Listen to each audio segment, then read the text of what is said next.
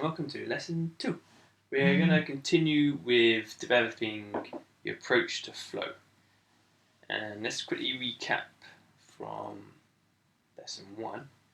So I'm just going to do an O from our initial concept, the thick and thin, all based on the calligraphy of a chisel tip pen. So if you remember from lesson 1, if the flow goes down and up, it's thick. If it goes across, it thins out. Cool.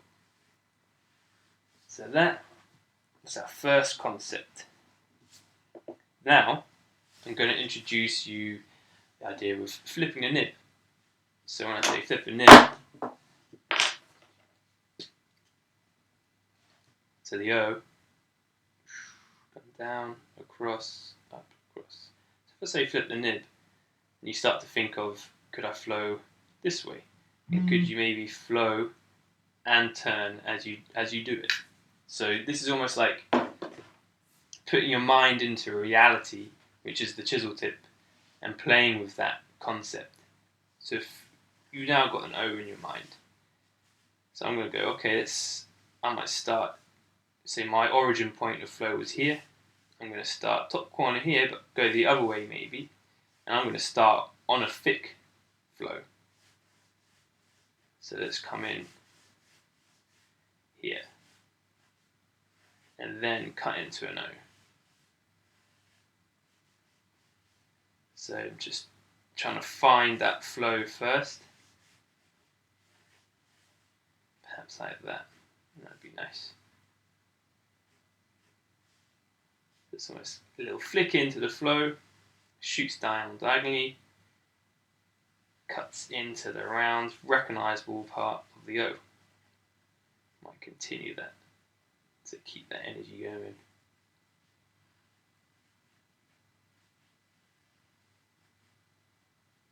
And notice I still have moments of thin, just to keep that drama and that sort of edge and that sort of interesting energy to the letter.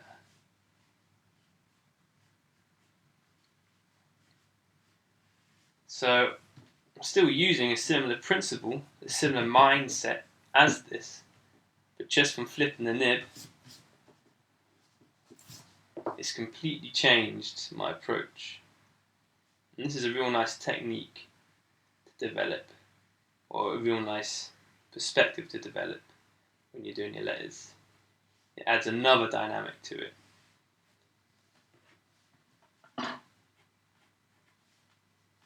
And then this little bit reminds me of the next bit, which is fracturing the flow. So we'll call this one the classic. And this one, flip the nib. And now this one will be fracturing the flow. This is probably one of the most interesting ones because it adds so much more construction element to your letters. So let's stick with an O, seeing as it's one of the most interesting letters, and we're going to try fracturing the flow. Now this is going to be really interesting because an O is one continuous flow by nature. There's a fracturing of the flow. It tends to want you to break this flow up. So I'm going to try and see this flow as many portions of flow I could play with. So I'm just going to start thinking maybe I'm going to put a portion of a flow here. Similar to this one, I'm going to start with a nice thick part, my spine, my sort of foundation pillar to the letter. So this is just one part. Then I might go, okay, I'm going to start another flow this way, using that as a base to hang it off. So this is one flow. Then I might fracture it again. I'm going to bring in another flow here. Always trying to think of an O whilst I'm doing this, so I don't get too lost.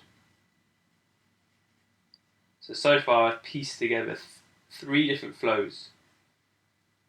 I haven't even finished my O yet. This flow feels like it needs to do something else, so maybe bring it into here.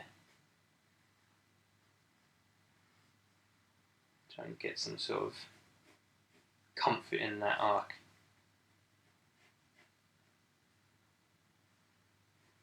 And that's another beauty about fracturing a flow. The fractured flows can join in with each other. And again, I'm keeping the thick and the thin in there just to add that nice dynamic, which comes all the way back to the very classic, the very beginning of a calligraphy flow. So now we've got to try and fill this O. How are we going to finish this? So maybe you could come in again with another flow. And the beauty of this is you can turn shapes. So an O is almost turning into a square, but you can still see it's an O. And I'm also going to almost blend it with this flow, so it still relates to each other. Let's see how we can get to there. Something like that maybe.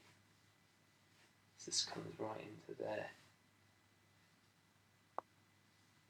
We'll figure that out in a minute. Trying to solve these puzzles that we create for ourselves.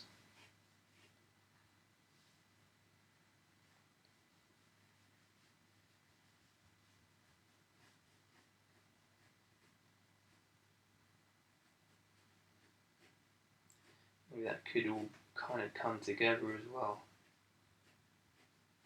It's a big meeting point.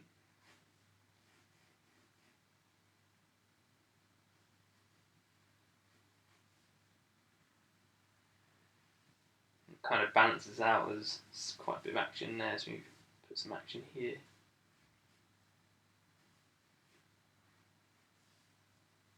Let's try and make it a bit more recognisable to know by putting a bit more softness in here. In these shapes, a bit more roundness. Maybe some cuts to pull the flow somewhere.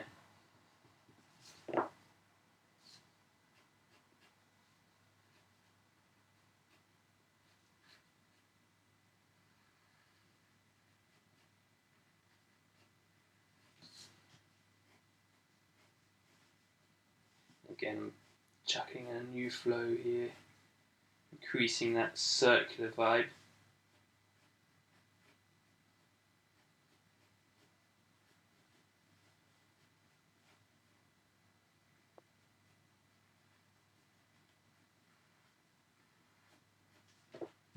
So I've now built this O out of over 5 different flows, maybe 6, I've lost count. But starting to get the idea of a fractured flow and what that can open up to. At any point you can just kind of stop it and then build another one.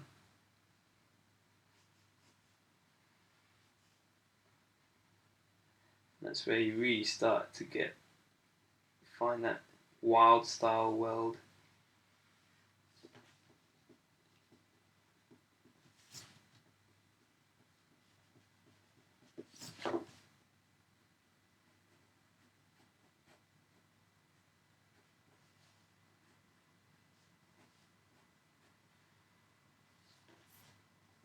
Maybe try and blend that a bit more united. Maybe pull this into here.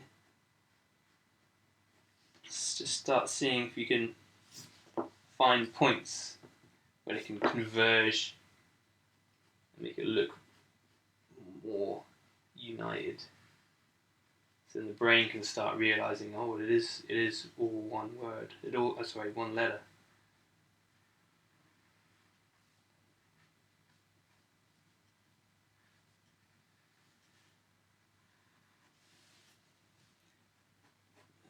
go. I mean, at some point you got to stop in it. I'll just keep going.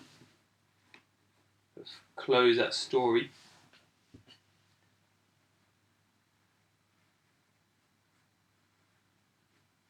I could do narrowing.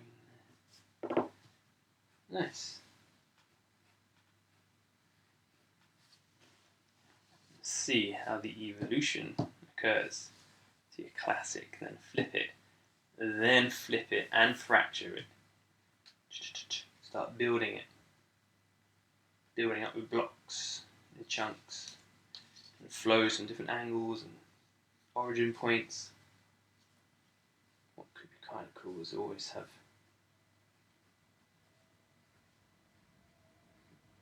like a little ghost, a little nod to the circle that it could have been at one point in its life. Just sort of drifting in there. Nice. Cool. So that's a good way how to really push the evolution of your flow. Get your foundation nice and strong, run it through your alphabet, then run flipping the nib through your alphabet, and start maybe choosing your favourite letters and really working on combining these attitudes, these perspectives. When I say your favourite letters, maybe just write out the whole alphabet, you know? Just nice and basic.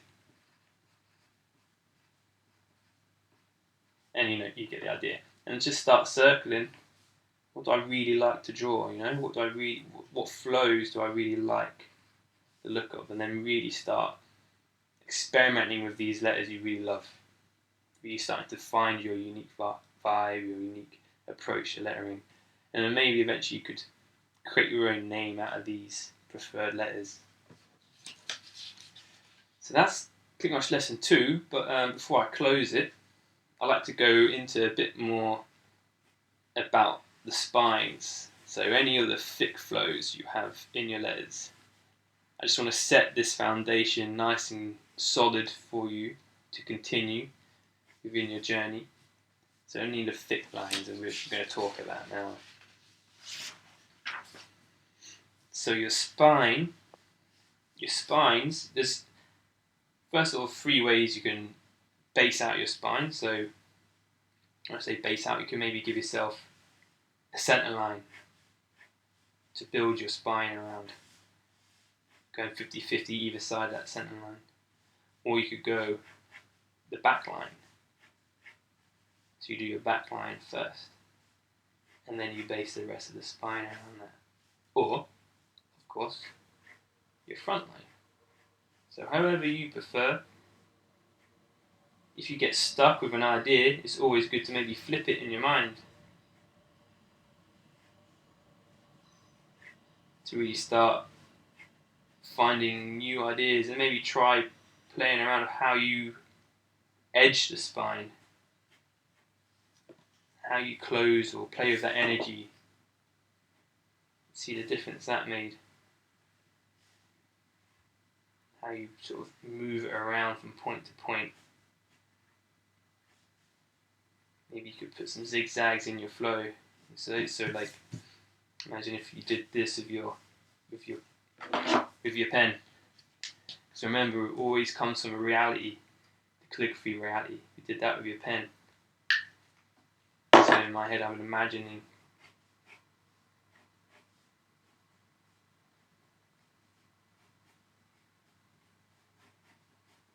now that's a spine with a zigzag in it. Yeah. So all these little things you can start playing with even with your spines, you know. Then another important thing would be the thickness of your spine. Like a good, strong, stable spine is obviously very 50-50, very symmetrical. But then you can get more organic. Say like here, there's a slight fanning out, spreading of the spine, or a narrowing, especially here because of the thick and thin principle, the sideways motion. But say if I was to narrow a spine like this, almost too much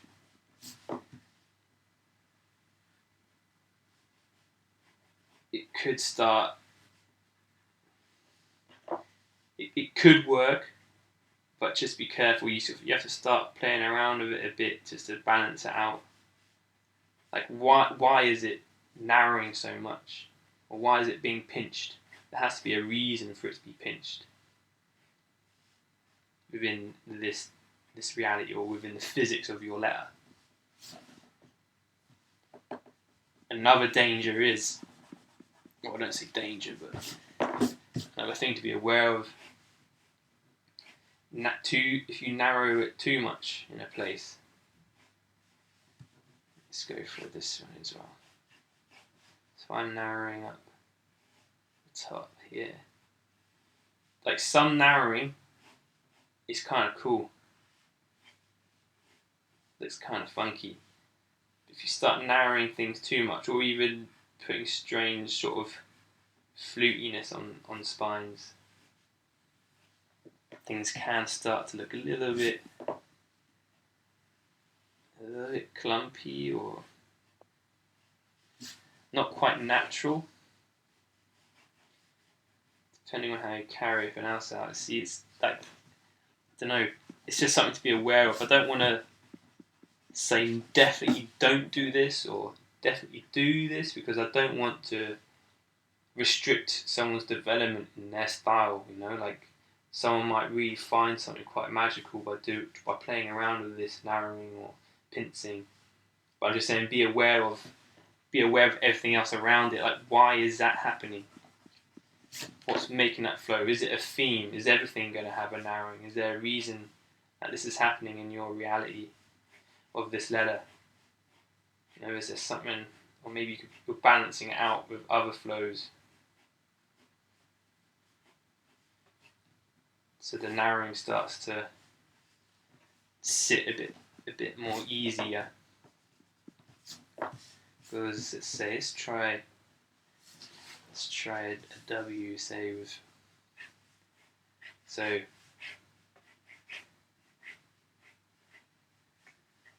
like this strong flow here comes in, and it comes across. If I was just to suddenly do this with one of my spines,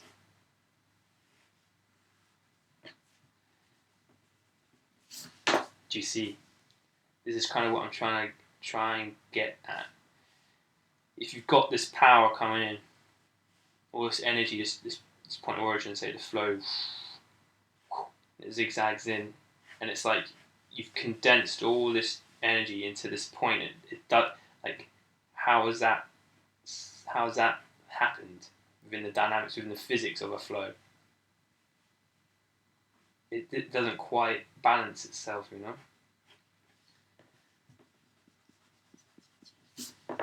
So these are just things just to be aware of when you're writing.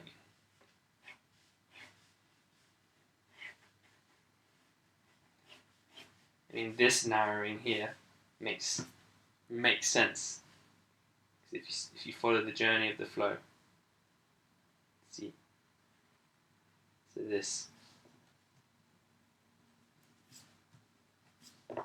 So if you say that the flow came down here, see how it joins to the bottom, then this shoots across to there. Your brain can see these links even though you haven't drawn it. Subconsciously, you can see this. It cuts across and it comes down to here. Hence why there's this little flat part here. And then it shoots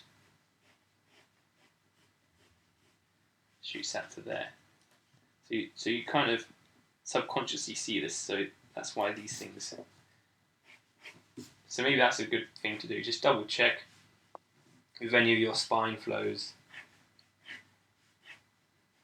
What else could we do with to make sure these stories line up?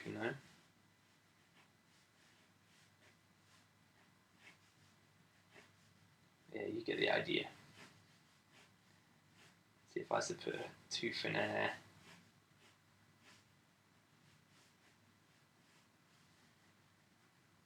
Like I said, I'm not trying to say you'd never do it, because it's not too bad. It's not too bad, but think of the balance of things. So that could quite easily fall over or something. And if it's a film theme, then all your letters are going to end up pincing at the bottom, and then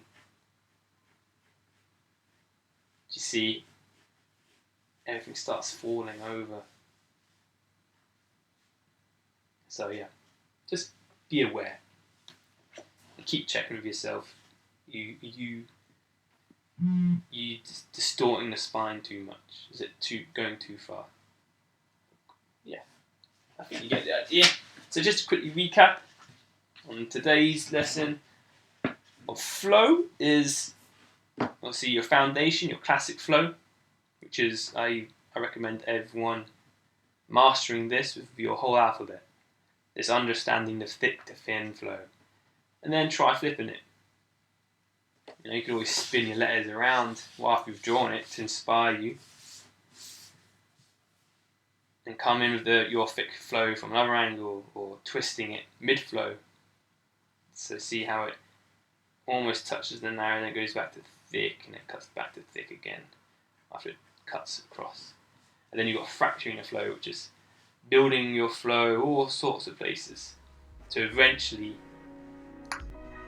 construct the whole letter. Thank you for tuning in. I hope you've liked it. I hope you've learned something from it. And I'll be back soon. Catch you then.